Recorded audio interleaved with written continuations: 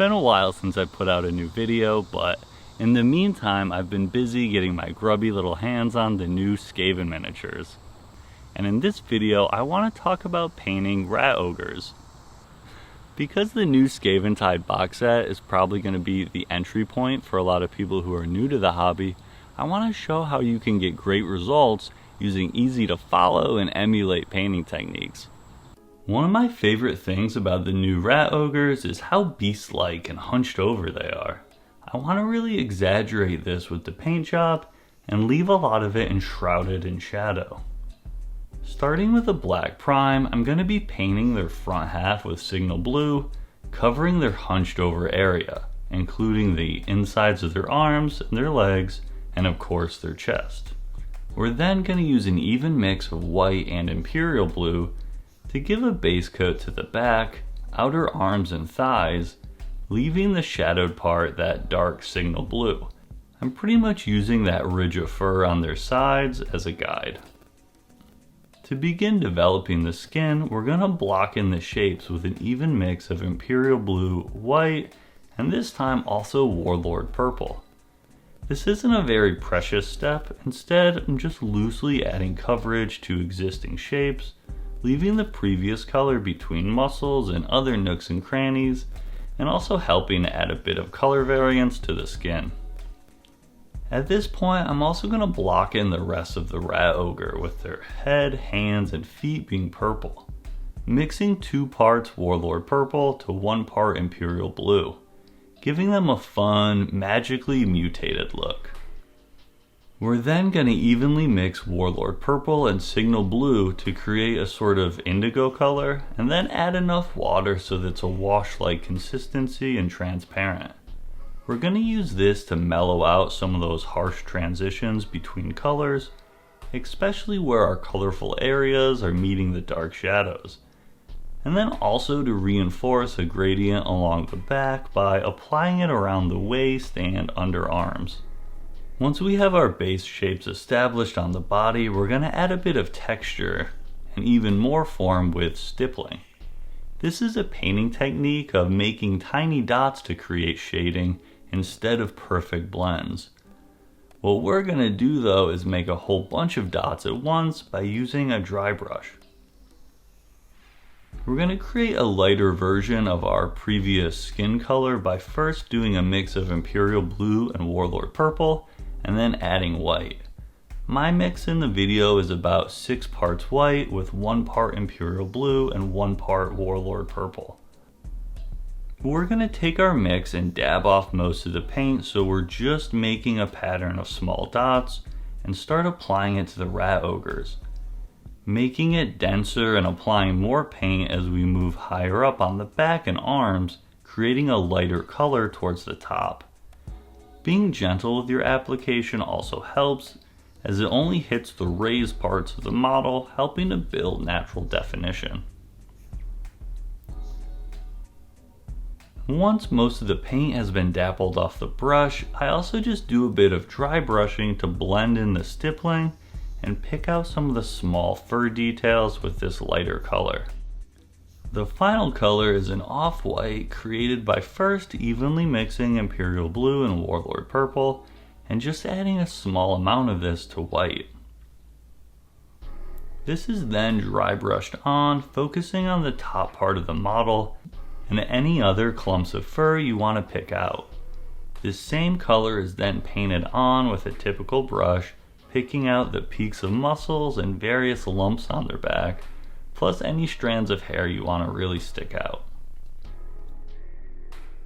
Now we're going to pivot back over to those purple sections, and this time add more warlord purple to our mix, with 3 parts warlord purple to 1 part imperial blue, and paint over the raised areas, but leaving that original color in the recesses like all the creases in the face. This is pretty subtle, but will end up helping with the overall volume and shapes. Next, we're going to apply some Gene Stealer purple, thinning it down a bit but making sure it's not runny.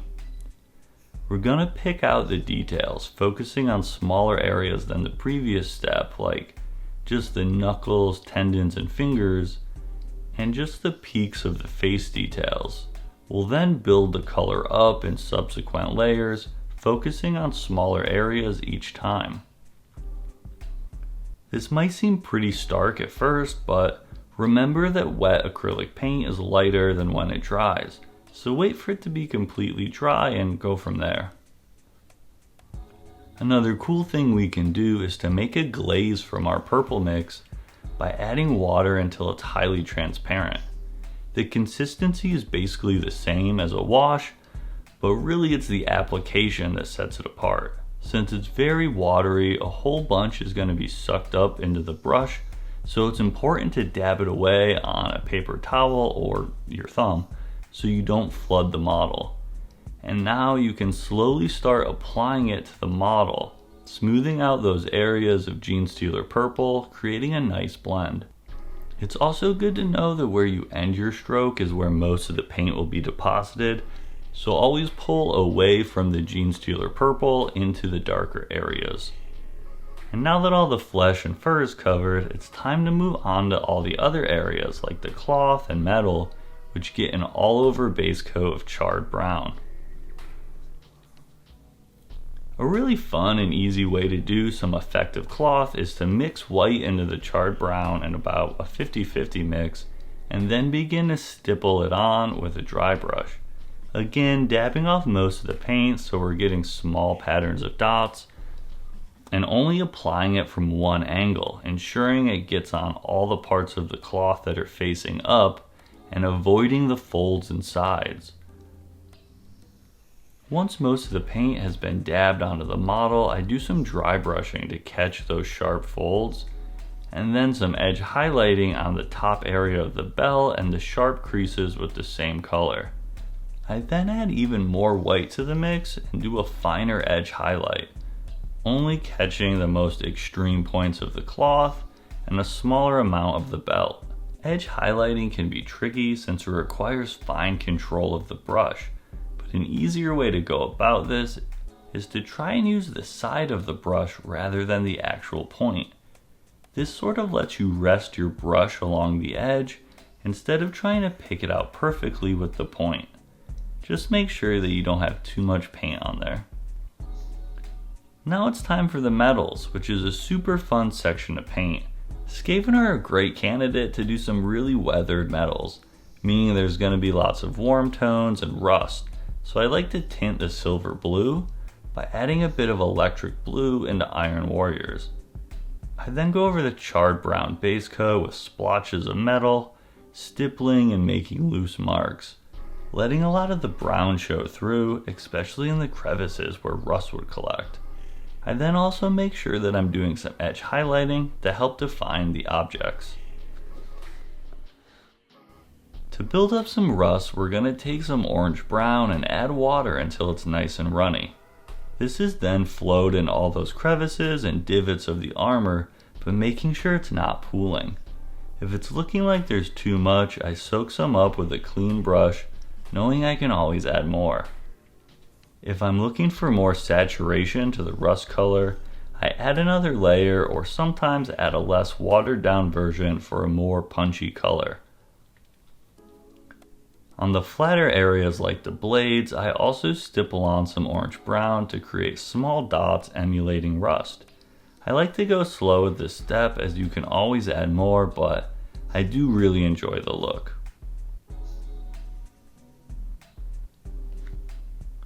We're then going to finish up the metal with an application of Stormhose Silver.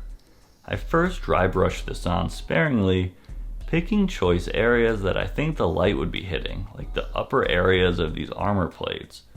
I then do an edge highlight, but only focus on the upper sections and edges, leaving the lower areas blank, creating a higher contrast look that vibes with the rest of the model.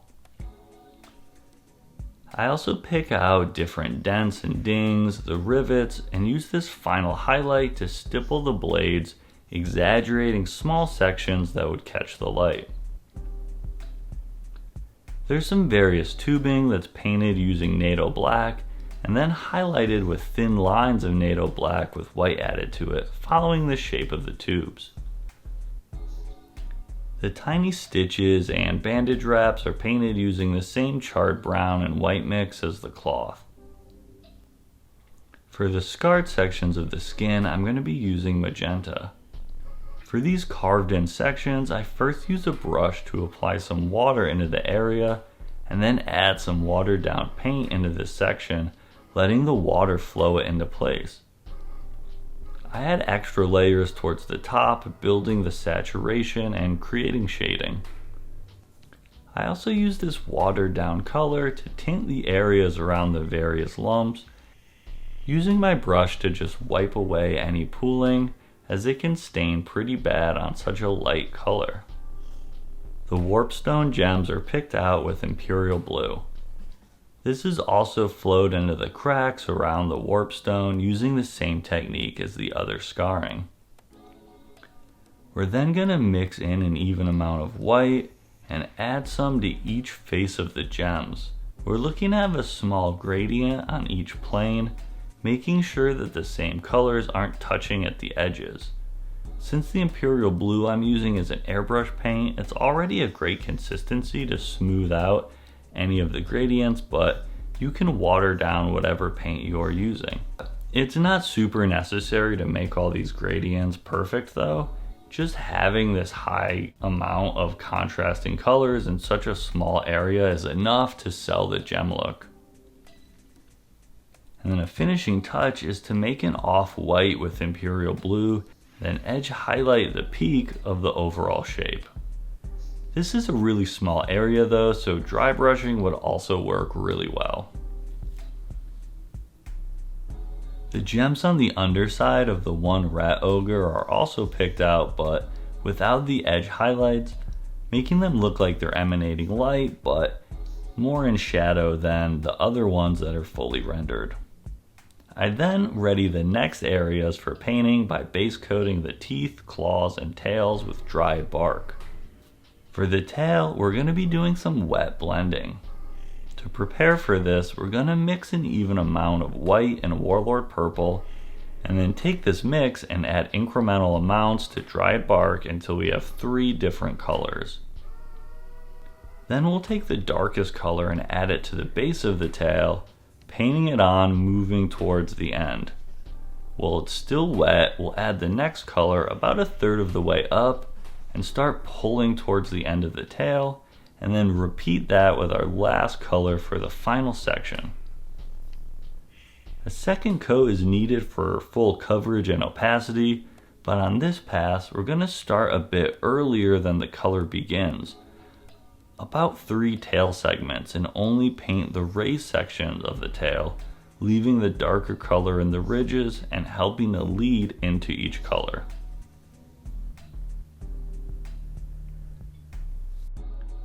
We'll then take the pure white and warlord purple mix and hit the very end of the tails as well as the little bumps. For the teeth, we start with dried bark as a base, but then apply an even mix of dried bark and white, leaving the pure dried bark base to create division between those front teeth and near the gums. And then even more white is added for the highlight. For the claws, the same colors are used, but while the teeth are rendered as mostly that warm gray color, we want the claws to be darker, so only a thin line of the 50-50 gray color is used as a highlight, leaving most of the dried bark showing, while just a tiny dot of the brightest color is used for the final highlight. This gives the claws a shiny appearance. To make the eyes really vivid, we'll start by first painting them with a dot of white. This makes the next layer of warlord purple really stand out. It also helps to give it a little bit more definition, as the rest of the eye isn't quite as bright. With that, our models are complete and we only have basing to do. All the stones and sculpted details are painted with dried bark and incremental amounts of white, with the more chocolate colored parts being a wash of charred brown to break up the color. I then smear on some texture paste, making sure to avoid the feet, and then use dried bark to tidy up any spots that were left uncovered.